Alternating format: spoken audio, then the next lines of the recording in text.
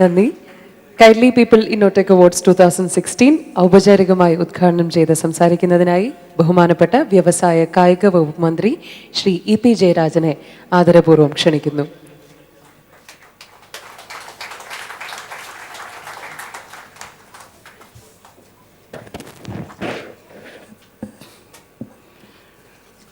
മലയാളം കമ്മ്യൂണിക്കേഷൻ്റെ ഈ പരിപാടിയുടെ അധ്യക്ഷൻ ആദരണീയനായ പത്മശ്രീ ഭരത് മമ്മൂട്ടി, ചെയർമാൻ കൈരളി, ഈ വേദിയിൽ സന്നിഹിതരായിട്ടുള്ള ഇവിടെ സ്വാഗത പ്രഭാഷണം നടത്തിയ ശ്രീ ടി ആർ അജയൻ,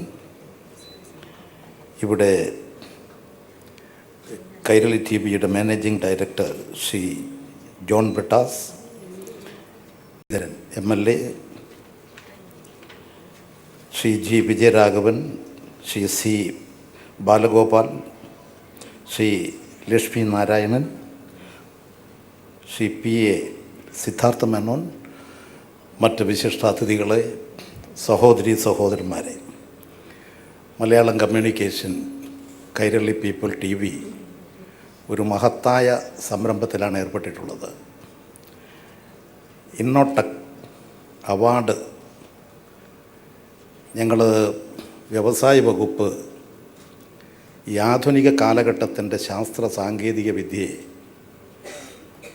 വ്യാവസായിക മേഖലയിൽ ഫലപ്രദമായി നടപ്പിലാക്കാനുള്ള സംരംഭത്തിൽ ഏർപ്പെട്ടിരിക്കുകയാണ്.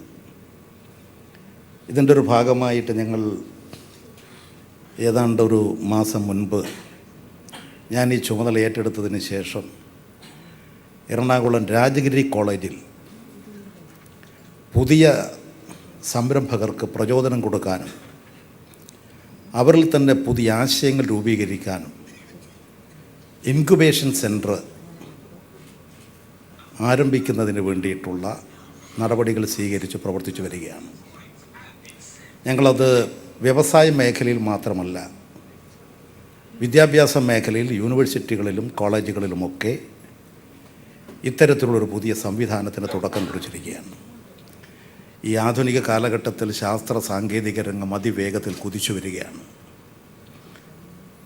നമ്മേക്കാളും കൂടുതൽ അതീവ ബുദ്ധിശാലികളായിരിക്കും നമുക്ക് ശേഷമുള്ള തലമുറ. അവരെക്കാളും അതീവ ബുദ്ധിശാലികളായിരിക്കും അവർക്ക് ശേഷം വരുന്നവർ. അതാണ് ഈ മനുഷ്യനിൽ വന്നുകൊണ്ടിരിക്കുന്ന മാറ്റം. ഈ മാറ്റത്തിനനുസരിച്ച് മനുഷ്യൻ്റെ സാമൂഹ്യ ജീവിതത്തിലും ഒട്ടനവധി ആവശ്യങ്ങൾ ഉയർന്നു വരികയാണ്. ഈ ആവശ്യങ്ങൾ ശാസ്ത്ര സാങ്കേതിക രംഗത്തെ വളർച്ചയെ നിരീക്ഷിച്ചുകൊണ്ട് ഓരോ മനുഷ്യൻ്റെയും ചിന്തയെ ഫലപ്രദമായി ഉപയോഗിക്കാനുള്ള സംവിധാനമാണ് ഇൻക്യുബേഷൻ സെൻറ്റർ. അതിൻ്റെ നല്ലൊരു സംരംഭമാണ് ഇവിടെ കൈരളി TV ആവിഷ്കരിച്ചിട്ടുള്ളത്. യുവ സംരംഭകരെ പ്രത്യേകമായിട്ട് അവരെ കണ്ടെത്തി അതിൽ നിന്ന് അവരുടെ നൂതനമായിട്ടുള്ള കഴിവുകൾ കണ്ടെത്തി അവർക്ക് പ്രചോദനം കൊടുത്താൽ തീർച്ചയായും ഇത് നൂതന സംരംഭകർക്ക് ഒരു പുതിയ പ്രചോദനമായി തീരും. ഇത് കൂടുതൽ വിപുലീകരിക്കാൻ സാധിക്കണമെന്നാണ് ഞങ്ങളെല്ലാം ആഗ്രഹിക്കുന്നത്. തീർച്ചയായും കൈരളി പീപ്പിൾസ് TV ഈ രംഗത്ത് കാലോചിതമായിട്ടുള്ള ഒരു സംരംഭത്തിലാണ് കാൽ വെച്ചിട്ടുള്ളത്. അതുകൊണ്ട് തീർച്ചയായും വ്യാവസായിക രംഗത്ത് പഴയ കാലഘട്ടങ്ങളിൽ നിന്ന് വ്യത്യസ്തമായിട്ടുള്ള നിലയിൽ ഇന്ന് ശാസ്ത്രരംഗത്തുണ്ടാകുന്ന എല്ലാ വളർച്ചയെയും അതാത് ഘട്ടങ്ങളിൽ തന്നെ ഉപയോഗപ്പെടുത്താനുള്ള സാധ്യത ഉണ്ടാകണം. അത് സാധിക്കുന്നത് വ്യത്യസ്ത മേഖലകളിലുള്ള വ്യത്യസ്ത അനുഭവസമ്പന്നരായിട്ടുള്ള വ്യത്യസ്ത വിഷയങ്ങളെക്കുറിച്ച് എല്ലാ മനുഷ്യരും ഒരുപോലെ ചിന്തിക്കുന്നവരല്ല, വ്യത്യസ്തമായ ചിന്തകളാണ്. ആ ചിന്തകളുടെ ഒരു കേന്ദ്രമായി രൂപപ്പെട്ടു വരുമ്പോൾ പുതിയ ആശയങ്ങൾ, പുതിയ ചിന്തകൾക്ക് പുതിയ ഐഡിയാസ് രൂപപ്പെട്ടു വരും. ഇപ്പം ഞാൻ കേരളത്തിലെ കുറിച്ച് പറയുമ്പോൾ കാർഷിക രംഗത്ത് നമുക്ക് പുതിയ സാധ്യതകൾ കണ്ടെത്തണം. നമുക്ക് പുതിയ നവീനമായിട്ടുള്ള കാര്യങ്ങളെക്കുറിച്ച് ഇപ്പോൾ നമ്മുടെ നാട്ടിലുള്ള ഞാനൊരു നിങ്ങൾക്കൊക്കെ പരിചയമുള്ളൊരു വിഷയം പറയാം. കേരളം നാളികേരത്തിൻ്റെ നാടാണ്. തേങ്ങ പറിക്കണം, തെങ്ങ് കയറാൻ ആളില്ല. ഇപ്പം മുമ്പ് തളകെട്ടി തെങ്ങ് കയറും. ആധുനിക കാലഘട്ടത്തിൽ ചെറുപ്പക്കാരൊന്നും ആ തൊഴിലില്ല. അത് സൗന്ദര്യശാസ്ത്രവുമായി ബന്ധപ്പെട്ടതാണ്. ചെറുപ്പക്കാർ, അവിവാഹിതർ ഈ തെങ്ങ് കയറാൻ തുടങ്ങി അവരുടെ കൈക്കും കാലിനുമൊക്കെ മാംസം തടിച്ച് അവരുടെ ശരീരഘടനയിൽ ഭംഗികേടുണ്ടാകും. അവരെ ഉപേക്ഷിക്കുകയാണ്. അപ്പോൾ ഇവിടെ ഭൂമിയിൽ നിന്ന് തേങ്ങ പറിച്ചെടുക്കാൻ കഴിയത്തക്ക നിലയിലുള്ള ശാസ്ത്രവിദ്യകളെ വിപുലീകരിക്കണമെങ്കിൽ ഇന്ന് ലോകത്തുള്ള ഓരോ അനുഭവങ്ങളും ഒന്നിച്ച് സമ്മേളിക്കുമ്പോൾ നൂതന സാധ്യതകളെക്കുറിച്ചിട്ടുള്ള പഠനമുണ്ടാകും. അതിനുപയോഗപ്പെടുത്താനുള്ള നല്ല സംരംഭമാണിത്. ഇത് കാർഷിക രംഗത്ത് ഉൽപ്പാദനം വർദ്ധിപ്പിക്കാൻ, നമുക്കൊരു സ്വയം പര്യാപ്തതയിലേക്ക് കേരളത്തെ കൊണ്ടുവരാൻ, ആധുനിക ശാസ്ത്ര സാങ്കേതിക വിദ്യയെ ഉപയോഗിക്കാനുള്ള ഏറ്റവും ഫലപ്രദമായ സംവിധാനമാണ് ഇവിടെ ആവിഷ്കരിച്ചിട്ടുള്ളത്. ഈ ഇന്നോടെക് സംവിധാനം, അതിൻ്റെ അവാർഡ് അതിന് സഹായിക്കുമെന്നാണ് ഞാൻ പ്രതീക്ഷിക്കുന്നത്. അതുകൊണ്ട് അത്തരം പ്രവർത്തനങ്ങൾക്ക് നേതൃത്വം കൊടുത്ത Kairali Malayalam communication, Kairali people's TV, അതിൻ്റെ ഭരണസമിതി, അതിൻ്റെ പ്രസിഡൻറ്റ് ശ്രീ ഭരത് മമ്മൂട്ടി, അദ്ദേഹത്തിൻ്റെ ഒട്ടനവധി കാര്യങ്ങളെക്കുറിച്ച് നല്ല നിരീക്ഷണമുള്ള മഹൽ വ്യക്തിയാണ്. കാരണം ഞങ്ങൾ ഈ കാർഷിക രംഗത്ത് ചില ഇടപെടൽ നടത്തുമ്പോൾ അതിന് ഏറ്റവും പ്രചോദന കേന്ദ്രമായി എറണാകുളത്ത് പ്രവർത്തിച്ചത് ശ്രീ ഭരത് മമ്മൂട്ടിയായിരുന്നു.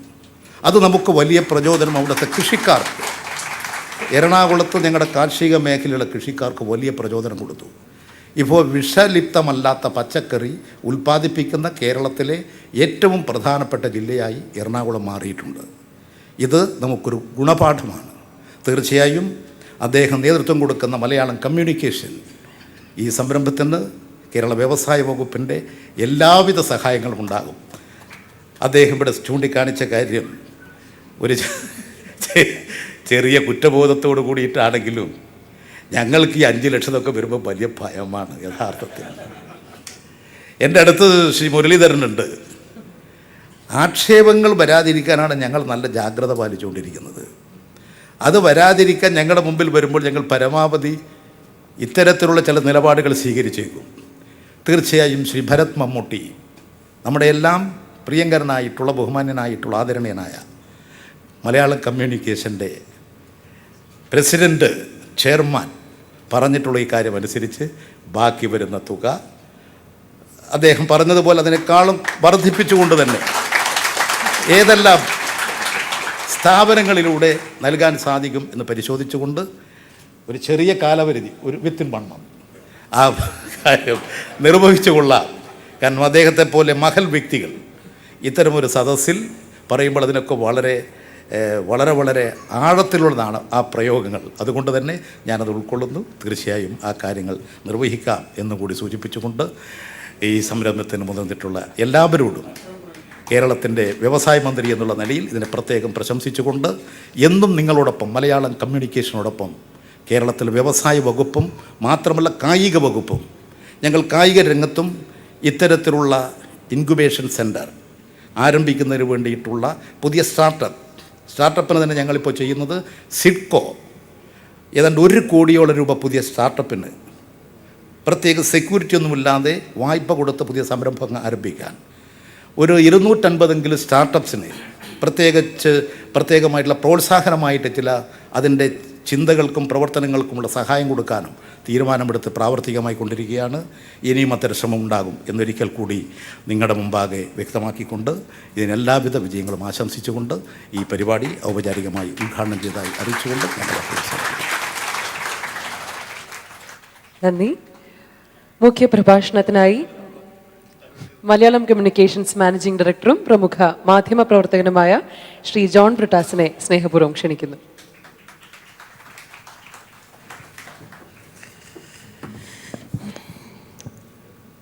ബഹുമാനപ്പെട്ട അധ്യക്ഷൻ,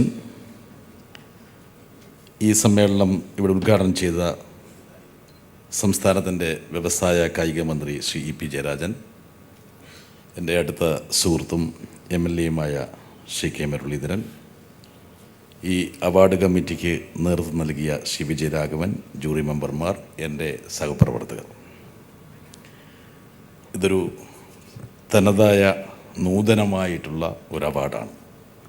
ഇന്നോടെക് ഒരുപക്ഷെ കേരളത്തിലെ വ്യവസായ വകുപ്പിൻ്റെ വലിയ വെല്ലുവിളികളെ പിന്തുണയ്ക്കുന്നതിൻ്റെ ഭാഗമായിട്ടുള്ള ഒരു സംരംഭം കൂടിയാണ് ഈ അവാർഡ്. ഇന്ന് കേരളത്തിൽ ഒരുപാട് ടാലൻസ് ഉണ്ട്, ഒരുപാട് കഴിവുണ്ട്, ശേഷിയുണ്ട്, ഒരുപാട് എബിലിറ്റി ഉണ്ട്, എബിലിയൻസ് ഉണ്ട്, എറൂഡിഷനുണ്ട്. പക്ഷേ ഇതിനെയൊക്കെ കടഞ്ഞ് ഒരു ഇന്നവേഷൻ്റെ തലത്തിലേക്ക് കൊണ്ടുപോകാൻ കഴിയുന്ന സംരംഭങ്ങൾക്കും സബരികൾക്കുമാണ് ഒരുപക്ഷെ ഈ സമൂഹത്തെ രക്ഷപ്പെടുത്താൻ കഴിയുന്നത്. നമ്മൾ ഓരോ ദിവസവും നമ്മളോട് തന്നെ മത്സരിക്കേണ്ട ഒരു കാലഘട്ടമാണ്. ഇപ്പം ഞാൻ ഇവിടുത്തെ ചടങ്ങിൻ്റെ അധ്യക്ഷൻ മമ്മൂക്കയെ നോക്കുകയായിരുന്നു. ആ നോക്കുമ്പോൾ എൻ്റെ മനസ്സിലേക്ക് കടന്നു വരുന്ന ഒരു ചിത്രം 982 മമ്മൂക്കയാണ്. 982 മമ്മൂക്കയെ പരാജയപ്പെടുത്തി ഈ മമ്മൂക്ക അതിവേഗം മുമ്പോട്ട് പോകും. 82 അല്പം വയറ് കൂടുതലായിരുന്നു, അതെല്ലാം കുറച്ചു.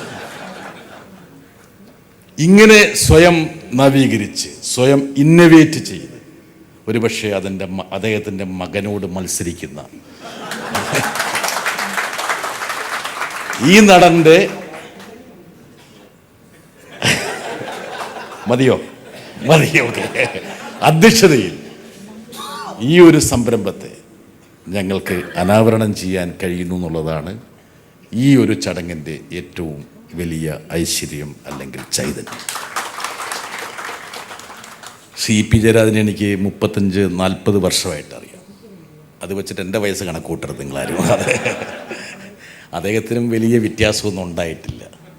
മമ്മൂക്കയുടെ അത്രയും രൂപഭംഗി ഇല്ലെങ്കിലും കടപിടിക്കാൻ കഴിയുന്ന ഒരു ആകാര സൗന്ദര്യം അദ്ദേഹത്തിനുണ്ട്. എനിക്ക് അദ്ദേഹത്തിൻ്റെ സൗണ്ട് ഓക്കെ റൈറ്റ്. എനിക്ക് ഉറപ്പുണ്ട് അദ്ദേഹത്തിൻ്റെ സാരഥ്യത്തിൽ കേരളത്തിലെ വ്യവസായ മേഖല തഴച്ചു വളരും.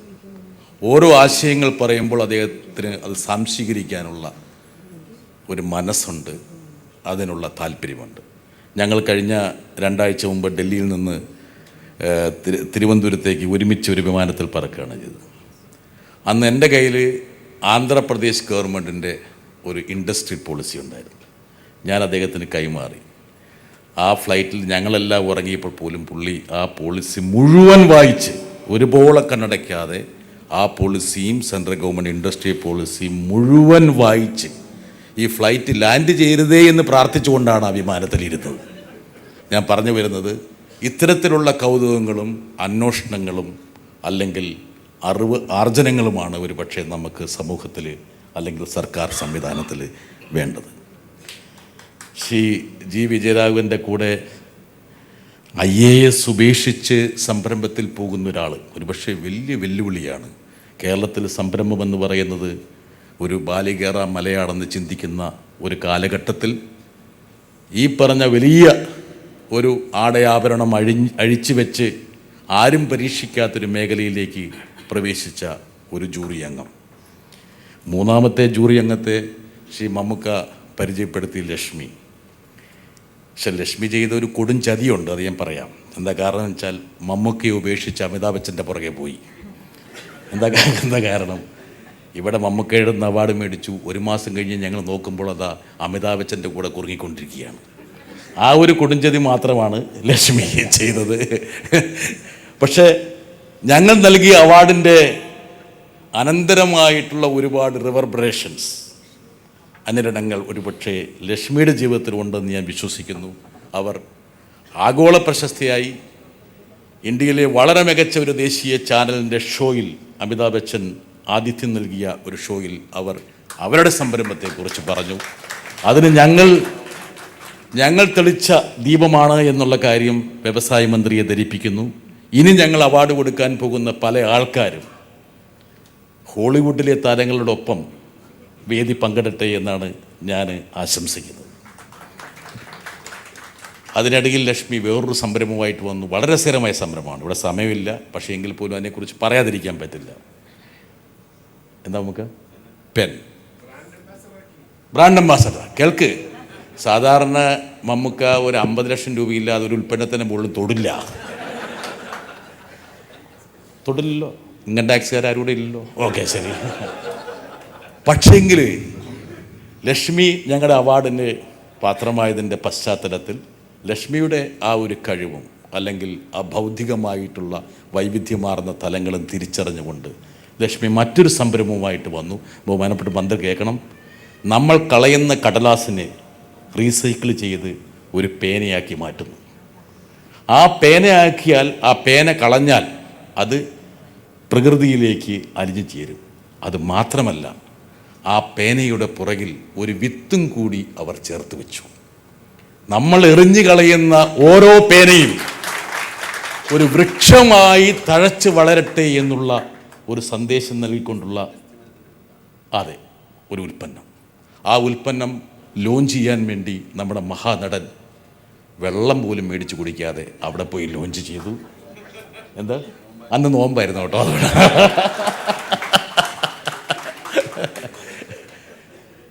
ഞാൻ പറയുന്നത്, ഒരുപക്ഷെ ഇത്തരത്തിലുള്ള അവാർഡുകൾ നൽകുന്ന പ്രോത്സാഹനം എങ്ങനെ നമ്മുടെ മനസ്സുകളെ ഇഗ്നേറ്റ് ചെയ്യും, നമ്മുടെ ബുദ്ധിയെ എങ്ങനെ ഉത്തേജിപ്പിക്കും, നമുക്ക് തന്നെ പുതിയ പുതിയ ആശയങ്ങൾ നമ്മുടെ മനസ്സിലേക്ക് വരും. എനിക്ക് തോന്നുന്നു ഇന്നൊവേഷൻ്റെ ഏറ്റവും വലിയ അടിസ്ഥാനം എന്ന് പറയുന്നത് പരാജയമാണ്. ആൽക്കമിസ്റ്റിൽ പൗലോ കൊയ്ലോ പറയുന്നത് പോലെ 7 പ്രാവശ്യം വീണ് 8ാമത്തെ പ്രാവശ്യം എഴുന്നേൽക്കുന്നതിലാണ് ഒരു ക്രിയേറ്റിവിറ്റിയും ഇന്നൊവേഷനും ഇരിക്കുന്നത്. എനിക്കറിയാം, ഇവിടെയുള്ള അവാർഡ് ജേതാക്കളൊക്കെ ഒരുപാട് തവണ വീണിട്ടുണ്ടാകും. വീഴാൻ മടിക്കുന്നവർക്ക് ലോകത്തിൽ ഒന്നും നേടാൻ കഴിയില്ല, ഒന്നും കണ്ടെത്താൻ കഴിയില്ല. അതുകൊണ്ട് ഒരുപക്ഷെ ഈ അവാർഡിൻ്റെ ഏറ്റവും വലിയ പ്രത്യേകത നിങ്ങളെ വീഴാൻ പഠിപ്പിക്കുന്നതാണ്. പക്ഷേ 7 തവണ വീണ ശേഷം നിങ്ങൾ കമഴ്ന്ന് കടക്കരുത്, 8ാമത്തെ തവണ എഴുന്നേൽക്കണം. അങ്ങനെ എഴുന്നേൽക്കുമ്പോൾ ഒരുപക്ഷെ നിങ്ങൾ തപ്പിയെടുക്കുന്നത് വലിയ മുത്തുകളായിരിക്കാം. ആ മുത്തുകളായിരിക്കാം സമൂഹത്തെ മാറ്റിമറിച്ചിട്ടുണ്ടാകുക. എൻ്റെ മനസ്സിലേക്ക് പെട്ടെന്ന് വന്ന ഒരു കാര്യം 1 മിനിറ്റും കൊണ്ട് എടുത്തിട്ട് ഞാൻ പറയാം. പെറുവിൻ്റെ വനാന്തരങ്ങളിൽ ഏറ്റവും വലിയ ഡെഫിഷ്യൻസി വൈദ്യുതിയായിരുന്നു. പക്ഷേ ഈ സസ്യങ്ങൾ ചീഞ്ഞ് ഇലക്ട്രോണുകൾ ഉണ്ടാകുമ്പോൾ അതിൽ നിന്ന് വൈദ്യുതി ഉൽപ്പാദിപ്പിക്കാമെന്ന് ഒരു ചെറിയ വിദ്യാർത്ഥി കണ്ടെത്തിയപ്പോൾ അവിടുത്തെ വൈദ്യുതി പ്രശ്നം പരിഹരിച്ചു. നമ്മുടെ സമൂഹത്തിൽ എന്തെല്ലാം കണ്ടുപിടുത്തങ്ങൾ നടത്താൻ കഴിയുന്ന ഒരു സാഹചര്യമാണ് നമുക്കുള്ളത്. നമുക്കാകെ വേണ്ടത് 7 തവണ വീണ് 8ാമത്തെ തവണ എഴുന്നേൽക്കാൻ കഴിയുന്ന മനസ്സുകളാണ്. അത്തരത്തിലുള്ള മനസ്സുകളെ സൃഷ്ടിക്കാൻ വേണ്ടിയുള്ള ഒരു സംരംഭമാണ് ഇവിടെ കൈരളി TV, പീപ്പിൾ TV തുടങ്ങി വെക്കുന്നത്. ഇവിടെ പണമെന്നുള്ളത് നമ്മുടെ ഒരു ലക്ഷ്യമല്ല. സത്യസന്ധമായി പറയട്ടെ, ഇവിടെ ഞങ്ങൾക്ക് സമൂഹത്തിന് എന്തെങ്കിലും നൽകണം. നമ്മൾ ഒരുപാട് സമൂഹത്തിൽ നിന്ന് ഇങ്ങോട്ട് വാങ്ങുന്നുണ്ട്. തിരിച്ചെന്തെങ്കിലും സമൂഹത്തിന് കൈമാറണമെന്നുള്ള ഒരു ആഗ്രഹത്തിലാണ് നമ്മൾ നൽകുന്നത്. യുക്തിയും അറിവും ഒക്കെ നമ്മളെ എയിൽ നിന്ന് ബിയിലേക്ക് എത്തിക്കും. പക്ഷേ സർഗാത്മകതയും ഇന്നൊവേഷനും നമ്മെ എയിൽ നിന്ന് ഇസഡിലേക്ക് എത്തിക്കും. അങ്ങനെ നിങ്ങളുടെ ജീവിതം വലിയ ഒരു നേട്ടങ്ങളുടെ പന്താവാകട്ടെ, വഴിത്താരയാകട്ടെ. ആ വഴിത്താരയ്ക്ക് ദീപം തെളിക്കാൻ വേണ്ടി ഇന്നത്തെ അവാർഡ് ജേതാക്കൾ നമുക്ക് പ്രേരണയാകട്ടെ എന്ന് മാത്രം പറഞ്ഞുകൊണ്ട് ഈ ചടങ്ങിൽ എൻ്റെ ദൗത്യം നിർവഹിച്ച് ഞാൻ പിന്മാകട്ടെ. നന്ദി, നമസ്കാരം. നന്ദി. സദസ്സിനെ അഭിസംബോധന ചെയ്യുന്നതിനായി നമ്മുടെ മുഖ്യാതിഥി ബഹുമാനപ്പെട്ട MLA ശ്രീ K. മുരളീധരനെ ക്ഷണിക്കുന്നു.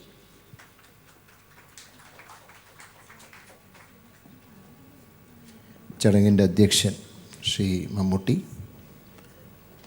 ബഹുമാനപ്പെട്ട വ്യവസായവും സ്പോർട്സ് വകുപ്പ് മന്ത്രി ശ്രീ EP ജയരാജൻ,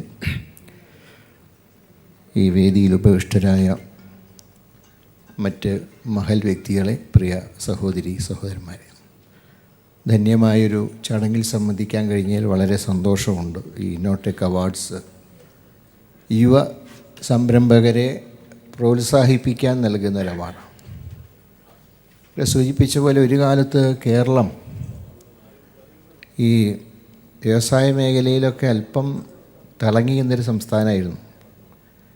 നമ്മുടെ കെൽട്രോൺ ഉൾപ്പെടെയുള്ള സ്ഥാപനങ്ങൾക്ക് നേതൃത്വം നൽകിയൊരു സംസ്ഥാനമാണ് കേരളം. പിന്നീടൊരു ഗൾഫ് പ്രേമം നമ്മളെ പിടികൂടിയപ്പോൾ വ്യവസായത്തിൽ നിന്നൊക്കെ നമ്മൾ അകന്നുപോയി. പിന്നെ കൃഷിയിൽ നിന്നും അകന്നു.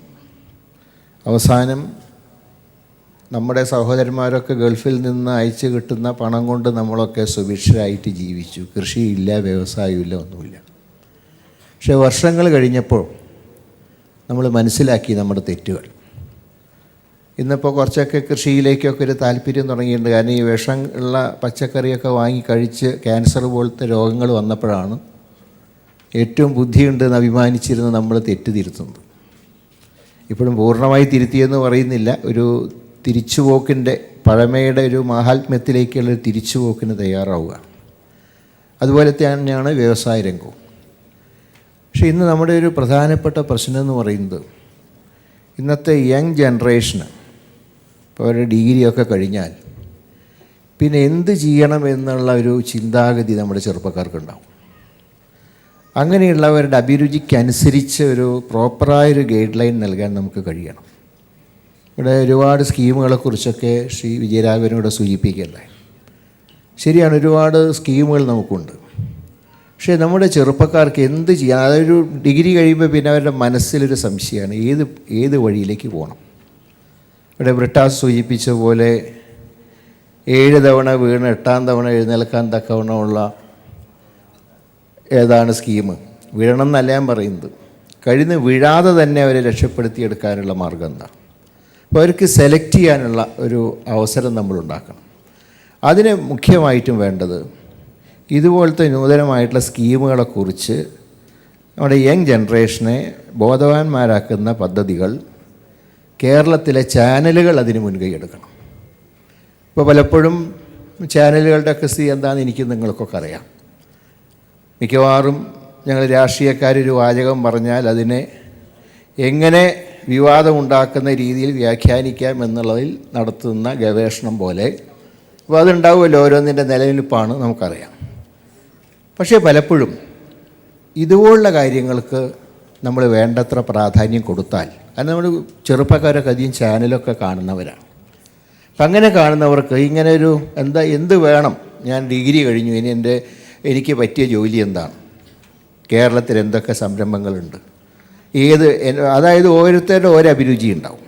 അതനുസരിച്ചൊരു പ്രോപ്പർ ഗൈഡ് ലൈൻ കൊടുക്കാൻ കഴിഞ്ഞാൽ അത് തീർച്ചയായിട്ടും അവരെ വളരെയധികം സഹായിക്കുമെന്നുള്ള കാര്യത്തിൽ സംശയമില്ല. അതുകൊണ്ട് ഈ കാര്യങ്ങൾക്ക് ഇപ്പോൾ നമുക്കറിയാം ഒരുപാട് സ്കീമുകൾ നമ്മുടെ സമൂഹത്തിലുണ്ട്. പക്ഷേ അതൊക്കെ എന്താണെന്ന് ആർക്കും അറിയില്ല. ഇതുപോലത്തെ ചടങ്ങുകളിൽ വരുമ്പോഴാണ് ഞാനും നിങ്ങൾ പറയുക. പക്ഷേ ഇതിനൊക്കെ വേണ്ടത്ര പബ്ലിസിറ്റി ഉണ്ടാവില്ല. ഇപ്പോൾ കൈരളി ചാനലിൻ്റെ ആയതുകൊണ്ട് ചാനലിൻ്റെ പബ്ലിസിറ്റി ഉണ്ടാകും. പക്ഷേ ഈ പല ചാനലുകൾ കാണുന്ന ആളുകളെ സംബന്ധിച്ച്, യുവാക്കളെ സംബന്ധിച്ച് അവർക്കൊരു പ്രോപ്പർ ഗൈഡ് ലൈൻ കൊടുക്കുന്ന ഒരു സംവിധാനം ഉണ്ടാക്കണം. എനിക്ക് തോന്നുന്നത് വ്യവസായ വകുപ്പ് അക്കാര്യത്തിൽ കൂടുതൽ ഒരു ശ്രദ്ധ കേന്ദ്രീകരിക്കണം എന്നാണ് എനിക്ക് പറയാനുള്ളത്. കാരണം നമ്മുടെ ചെറുപ്പക്കാരും അഭിരുചി ഒരു പ്രത്യേക ടൈപ്പാണ്, നമ്മുടെ പോലെയല്ല. ഓരോ ജനറേഷൻ മാറും തോറും, ഇപ്പോൾ തന്നെ നേരത്തെ ഉദ്ഘാടനം പറഞ്ഞൊരു കാര്യമുണ്ട്, ഇപ്പോഴത്തെ തലമുറ എന്ന് പറഞ്ഞാൽ ഇപ്പോൾ ചെറിയ കുട്ടികൾ വരെ നമ്മളെക്കാളൊക്കെ എന്തെല്ലാം ടെക്നിക്കലായിട്ടുള്ള അവർക്കറിയാം. ഇപ്പോൾ ഒരു മൊബൈൽ ഫോൺ ഇപ്പോൾ എൻ്റെ കയ്യിൽ കിട്ടിയാൽ പരമാവധി ഓണാക്കാനും അറിയാം, ഓഫാക്കാനും അറിയാം. മെസ്സേജ് കിട്ടിയാൽ വായിക്കാനും അറിയാം. പക്ഷേ ഒരു 5 വയസ്സുള്ള കുട്ടിയുടെ കയ്യിൽ മൊബൈൽ ഫോൺ കിട്ടിയാൽ അതിൻ്റെ അകത്ത് എന്തെല്ലാം ഏർപ്പാടുണ്ടെന്ന് ആ കുട്ടിക്കറിയാം. അപ്പോൾ അങ്ങനെ വരുമ്പോൾ അവരുടെയൊക്കെ ആ ഒരു നിലവാരമനുസരിച്ച് അവരെ നല്ല പൗരന്മാരാക്കാനും അവർക്ക് ഇഷ്ടപ്പെട്ട സംരംഭത്തിലേക്ക് അവരെ നയിക്കാനും ഈ കാര്യത്തിൽ ഡിപ്പാർട്ട്മെൻറ്റ് കുറേ കൂടെ മുൻകൈ എടുക്കണം എന്ന് മാത്രമേ പറയുന്നുള്ളൂ. ഏതായാലും ഈ സ്കീമിൻ്റെ സാമ്പത്തിക സഹായത്തിനെ കുറിച്ചൊക്കെ പറഞ്ഞു, വളരെ നല്ല കാര്യമാണ്. കഴിഞ്ഞ തവണ കുഞ്ഞാലിക്കുട്ടി സാഹിബ് 20 ലക്ഷം കൊടുത്തു. ഇപ്പോൾ 5 ലക്ഷം ആക്കിയത്, ആദ്യം 5 ലക്ഷം ആക്കിയത് നന്നായി. അല്ലെങ്കിൽ പെട്ടെന്ന് 25 ലക്ഷമായി ചിലപ്പോൾ ഞങ്ങൾക്കൊക്കെ അസംബ്ലിയിൽ വേറെ രീതിയിൽ പറയേണ്ടി വരും. കൈരളിക്ക് 25 ലക്ഷം കൊടുത്തു. ഏതായാലും അതിൻ്റെ എന്താ പറയേണ്ടത്, ഈ ചെറുപ്പക്കാർക്ക് കിട്ടുന്ന സഹായം അനുസരിച്ച് എല്ലാ സഹായങ്ങളും തീർച്ചയായിട്ടും ഗവൺമെൻറ് ഭാഗത്തുണ്ടാകും. അതിൽ കക്ഷി രാഷ്ട്രീയമൊന്നും പ്രശ്നമല്ല. കാരണം കാലം മാറുകയാണ്. ഇപ്പോഴത്തെ യങ് ജനറേഷന് അമിതമായിട്ടുള്ള രാഷ്ട്രീയ വഴക്കുകളൊന്നും താല്പര്യമില്ലാത്തവരാണ്. ഓരോ കാര്യങ്ങൾ നോക്കി പ്രതികരിക്കുന്നവരാണ്. അതുകൊണ്ട് തന്നെയാണ് ഇപ്പോൾ ഇത്തവണയൊക്കെ അറിയാം, ഞാനൊക്കെ ഇപ്പോൾ വീണ്ടും 3 വർഷമായിട്ട് നിങ്ങളുടെ മുമ്പിൽ നിൽക്കുന്നത്. അതൊക്കെ ഇന്നത്തെ ഒരു തലമുറയുടെ കൂടെ ഒരു കാരുണ്യം കൊണ്ടാണ്, അല്ലാതെ വെറും കക്ഷി നോക്കിയിട്ടൊന്നുമല്ല. അതുകൊണ്ട് കാലത്തിൻ്റെ മാറ്റങ്ങൾക്കനുസരിച്ച് മാറിയില്ലെങ്കിൽ മറ്റ് സംസ്ഥാനങ്ങളുടെ മുമ്പിൽ വീണ്ടും നമുക്ക് അവരുടെ മുമ്പിൽ കൈനീട്ടി നിൽക്കേണ്ട ഒരു സാഹചര്യം ഉണ്ടാകും. അതൊരിക്കലും ഉണ്ടാകരുത്. അതിനെല്ലാവരും ഒത്തൊരുമിച്ച് പ്രവർത്തിക്കണം എന്ന് മാത്രം പറഞ്ഞുകൊണ്ട് ഇതുപോലുള്ള സംരംഭങ്ങൾ തീർച്ചയായിട്ടും പ്രോത്സാഹിപ്പിക്കപ്പെടേണ്ടതാണ്. അതുണ്ടാവണം എന്ന് മാത്രം പറഞ്ഞുകൊണ്ട് എല്ലാ നന്മകളും ആശംസിച്ചുകൊണ്ട് ഞാൻ എളിയ വാക്കുകൾ അവസാനിപ്പിക്കുന്നു. നമസ്കാരം. നന്ദി. Kindly People Innotech Awards 2016 brought to you by G Muta, celebrated by Baba IC English and associated by KSIDC. Award ജേതാക്കളെ പരിചയപ്പെടുത്തുന്നതിനായി ജൂറി അംഗം ശ്രീമതി ലക്ഷ്മി നാരായണനെ ക്ഷണിച്ചുകൊള്ളുന്നു.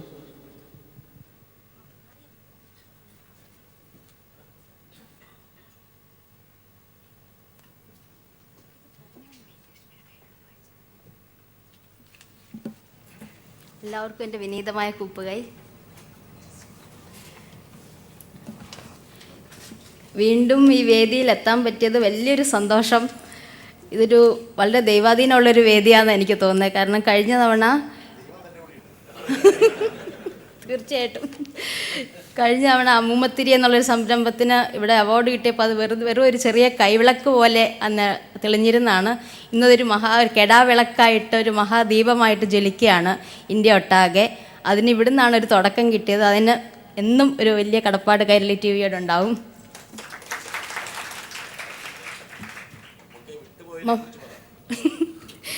മമ്മൂക്ക അന്ന് അറിയാതെ ഒരു ഓഫർ വെച്ചിരുന്നു, ഇങ്ങനത്തെ നല്ല സംരംഭങ്ങൾക്ക് ഞാൻ ഫ്രീ ആയിട്ടാണെങ്കിലും വന്ന് പ്രൊമോട്ട് ചെയ്തോളാം എന്നുള്ളത്. അത് മമ്മൂക്ക തമാശയ്ക്ക് പറഞ്ഞാലേ ഞാൻ വളരെ സീരിയസ് ആയിട്ട് എടുത്തു അത്. അതെ ഇത്രയും പേരിൽ മുമ്പ് വെച്ച് പറഞ്ഞുകൊണ്ട് അതുകൊണ്ട് മാത്രമല്ല കേട്ടോ, അത് വളരെ ഭയങ്കര രസമായിട്ട് അത് സപ്പോർട്ട് ചെയ്യുകയും ചെയ്തു. അതിനെ അദ്ദേഹം ഇൻവോൾവ് ആയ ഒറ്റൊരു കാരണം കൊണ്ട് തന്നെ ഇപ്പം ആ പേന വിത്ത് വെച്ചതുകൊണ്ട് അതിനെ വിത്ത് ലവ് എന്നാണ് നമ്മൾ ആ പേനയ്ക്ക് പേരിട്ടിരിക്കുന്നത്. അത് ആരോട് പറയുമ്പോഴും അവർ പറയും അറിയാം മമ്മൂക്ക ലോഞ്ച് ചെയ്ത പ്രോജക്റ്റ് അല്ലേ അറിയാമെന്ന് പറഞ്ഞു. അത് തന്നെ വലിയൊരു എനിക്ക് എത്ര എളുപ്പമായി അതുകൊണ്ട് അതിൻ്റെ പ്രൊമോഷനും കാര്യങ്ങളും ഒക്കെ. ശരിയാ ഉണ്ട് ഞാൻ സാമ്പിൾ കാണിക്കാം എന്തായാലും. ബലവൽ സാറിൻ്റെ കയ്യിലുണ്ടായിരുന്നു. അതൊരു പുതിയൊരു ക്യാമ്പയിൻ പോലെ എൻട്രി എന്ന് പറഞ്ഞൊരു പദ്ധതി. എൻട്രി എന്ന് പറഞ്ഞാൽ എൻ്റെ ട്രീ എന്നും ഉണ്ട്. എൻട്രി എന്ന് പറഞ്ഞാൽ ഓപ്പർച്യൂണിറ്റി ടു എൻ്റർ എന്നാണ് അതിന് ഇംഗ്ലീഷിൽ. അപ്പം ഒരു ഗ്രീനർ ലിവിങ്ങിലേക്ക് നമ്മൾ എൻട്രി ചെയ്യാൻ വേണ്ടിയിട്ടുള്ള ഒരു ക്യാമ്പയിനും കൂടിയാണ്. ഇതാണ് പേന. ഇത് മുഴുവനും പേപ്പർ വെച്ചുണ്ടാക്കിയതാണ്. പ്രസ്സുകളിലെ കട്ടിങ് വേസ്റ്റാണ് ഇതിനകത്ത് നമ്മൾ ഉപയോഗിച്ചേക്കുന്നത്. കാരണം മരം വെട്ടി ഓൾറെഡി പേപ്പർ ഉണ്ടായിക്കഴിഞ്ഞു. ആ പേപ്പറിൻ്റെ ലൈഫ് ഒന്നും കൂടി എക്സ്റ്റെൻഡ് ചെയ്യാൻ വേണ്ടിയിട്ട് നമ്മൾ അതിനെ ഒരു പേനയാക്കി മാറ്റിയിരിക്കുകയാണ്. ഇല്ലെങ്കിൽ ഇത് ഏതെങ്കിലും ട്രാഷിൽ പോവുകയുണ്ടായിരുന്നുള്ളൂ ആ പേപ്പർ. അപ്പോൾ അതിനെ ഒരു പേനയാക്കി കുറച്ചുകൂടെ ലൈഫ് എക്സ്റ്റെൻഡ് ചെയ്തു. പിന്നെ ഇതിൻ്റെ പേപ്പർ ആയതുകൊണ്ട് നമുക്ക് എന്തും പ്രിൻ്റ് ചെയ്യാം. ഇതിനകത്ത് അക്ഷരമാലയാണ് നമ്മൾ പ്രിൻ്റ് ചെയ്തിരിക്കുന്നത്. കാരണം ഇന്നത്തെ കുട്ടികൾക്ക് പലർക്കും മലയാളം വായിക്കാനും എഴുതാനും അറിയില്ല. അതുകൊണ്ട് കുട്ടികൾ ഇത് കണ്ടിന്യൂസ് ആയിട്ട് കുറേ സമയം പിടിക്കുമ്പോൾ അറിയാതെയെങ്കിലും അവരുടെ മനസ്സിലേക്ക് ഇതൊരു ഇമേജായിട്ട് മാറി അത് മനസ്സിൽ പതിയുന്നെങ്കിൽ ആയിക്കോട്ടെ, അല്ലെങ്കിൽ വേസ്റ്റായി പോകുന്ന ഒരു പ്രതലമാണല്ലോ ഈ പേനയുടെ അതർവൈസ്. അപ്പോൾ അങ്ങനെ ഒരു സംഭവം ഓർത്തിട്ട് പിന്നെ ഇതിൻ്റെ പുറകിലായിട്ടാണ് ഒരു വിത്ത് വച്ചേക്കുന്നത്. അപ്പോൾ ഇത് നമ്മൾ ഇപ്പോൾ എറിഞ്ഞു കളയുന്നൊരു സ്വഭാവം നമുക്കായിപ്പോയി. അതുകൊണ്ട് even if you throw this the thrown will be grown into a tree എന്നുള്ളതാണ്. അത് അഗസ്ത്യ മരത്തിൻ്റെ വിത്താണ്. പിന്നെ പേപ്പർ ആയതുകൊണ്ട് ഇത് ഉതിർന്നങ്ങ് പൊയ്ക്കോളും വെള്ളം വീഴുമ്പം. എന്നിട്ട് അതിൽ നിന്ന് ഈ വിത്ത് മുളയ്ക്കും. മമ്മൂക്ക അന്ന് അവിടെ ലോഞ്ച് ചെയ്തപ്പോൾ 3 എണ്ണം നട്ടിരുന്നു. 3-ാം ദിവസം 3ഉം മുളച്ചു. ഞാൻ എൻ്റെ ഫോട്ടോ അയച്ചു കൊടുത്തിട്ടുണ്ടായിരുന്നു. അതിപ്പോൾ നല്ല തൈയായി മാറിയിട്ടുണ്ട്. എനിക്ക് ഇന്ന് ഇവിടുത്തെ റോള് ഈ അവാർഡ് ജേതാക്കളെ ഇൻട്രൊഡ്യൂസ് ചെയ്യാന്നുള്ളതാണ്. ഞാൻ ഒരു അവാർഡും കിട്ടുന്ന വിചാരിച്ചിട്ട് പേനയൊക്കെ ട്യൂൺ ചെയ്ത് വന്നപ്പോൾ അവർ പറഞ്ഞു അല്ല ജൂറിയിലാക്കിയിരിക്കുവാണെന്ന് പറഞ്ഞു. അതുകൊണ്ട് ആ ചാൻസും പോയി.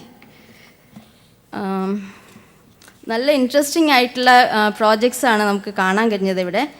ആദ്യമായിട്ട് non-IT വിഭാഗത്തിൽ ഉള്ള ഒരു ഓർഗനൈസേഷനാണ് ഏക ബയോകെമിക്കൽസ് എന്ന് പറഞ്ഞിട്ട്. അത് ഇന്ന് ഈ ജൈവ കൃഷി ഉൽപ്പന്നങ്ങളിലേക്ക് തിരിയുമ്പോൾ നമുക്ക് എന്തായാലും ഓർമ്മയ്ക്ക് വയ്ക്കേണ്ട ഒരു കമ്പനി തന്നെയാണ് ആർദ്ര ചന്ദ്രമൗലി തുടങ്ങിയിരിക്കുന്ന ഏക ബയോകെമിക്കൽസ്. അതിൻ്റെ കൂടെ സുഹൃത്തായ ഗായത്രി തങ്കച്ചിയും ചേർന്നിട്ടുണ്ട്. രാസവളങ്ങളും കീടനാശിനികളും ഉപയോഗിച്ചുള്ള കൃഷി മനുഷ്യനെ വളരെയധികം നമുക്കറിയാം അതിൻ്റെ നാശം എന്തോരം നമ്മൾ അനുഭവിച്ചുകൊണ്ടിരിക്കുന്നുണ്ട് ഇപ്പം തന്നെ. അതിന് ഒരു വെല്ലുവിളി അങ്ങനെ ഒരു വെല്ലുവിളി വന്നപ്പോൾ അതിന് പകരം ഒരു സൊല്യൂഷനായിട്ട് ഇവർ കൊണ്ടുവന്നതാണ് ഈ ബയോകെമിക്കൽസ്. അത് ജൈവ കൃഷിക്കുള്ള ചിലവ് 30% കുറയ്ക്കുകയും ചെയ്യുന്നുണ്ട് ഇവരുടെ ഉൽപ്പന്നങ്ങൾ ഉപയോഗിക്കുമ്പോൾ. അപ്പോൾ കൃഷിക്കും പ്രകൃതിക്കും വേണ്ടിയുള്ള എല്ലാ സമർപ്പിത ശ്രമങ്ങളും ഒരു നാടിൻ്റെ ഭാവിയെ നിർമ്മിക്കുമെന്ന് ഇവർ തിരിച്ചറിഞ്ഞു. അതിനുള്ള ആദരവാണ് ഈ അവാർഡ്. ഏക ബയോകെമിക്കൽസ്.